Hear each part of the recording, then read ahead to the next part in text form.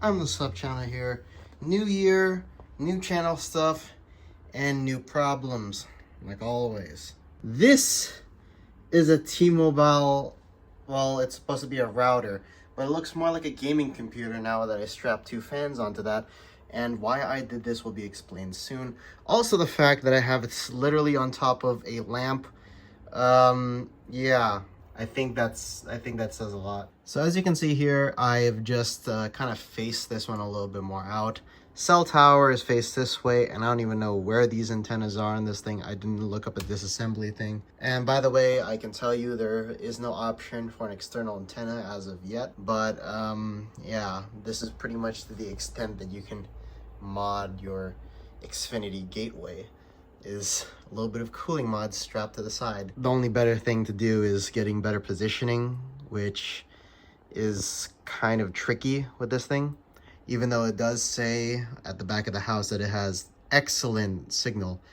The speeds drop. Now here we have very good signal, but the speeds are actually high. So welcome to T-Mobile Home Internet, where we're kind of going backwards a step, and now we're going to position our Wi-Fi routers just like we did with TVs probably like 30 years ago or something. Now to keep this short and simple, T-Mobile Home Internet gives you around 200 to 250 megabits download. On the low end, it would give you around 150, with uploads being around low 10s to even high 30s. Ping being a little bit acceptable-ish, around even topping off at 60, and then being at the lower end around 30. Your ping is not always going to be the greatest with T-Mobile Home Internet, since this is on the 5G network, but T-Mobile is actually upgrading their cell stations around California. As of right now, I do know that the one around me has been actually upgraded to improve stability and transmission to these beacons, or whatever they call them, gateways. And the only great thing about T-Mobile Home Internet is that with the 40 or 50 bucks plan that you take, they already include unlimited data.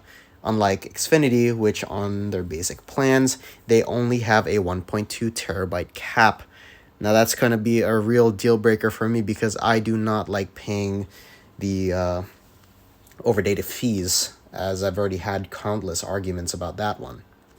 So yeah, gone are the days of you've used 100% of your data plan this month kind of stuff, because, you know, T-Mobile already comes with unlimited data.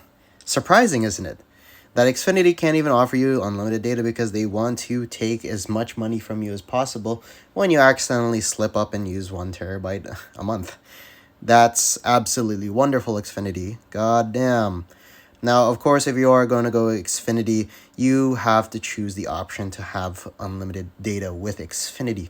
Because if you have a gigabit plan without unlimited, that's kind of a recipe for pain. That's also how I got this note here, conveniently made by my stepdad, which I did not like. Now, to sum it all up, I give this thing a 3 out of 5.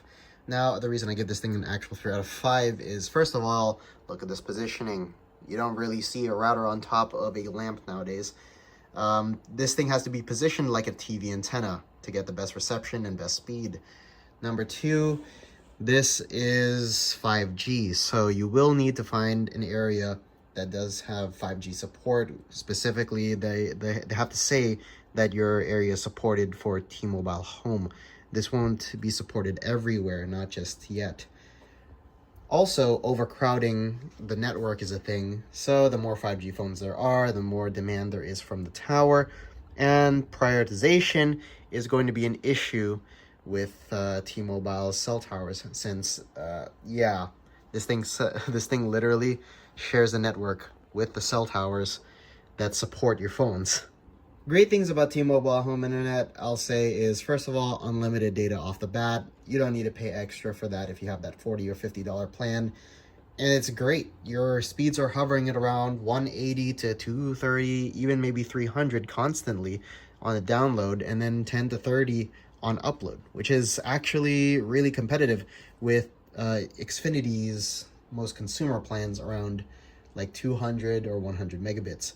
And the price is also pretty competitive because Xfinity doesn't actually offer unlimited on every single one of their plans. Unlimited is an option. So, well, that being said, if you guys are going to be choosing between Xfinity or this gateway from T-Mobile, hopefully this video is a little bit, informative.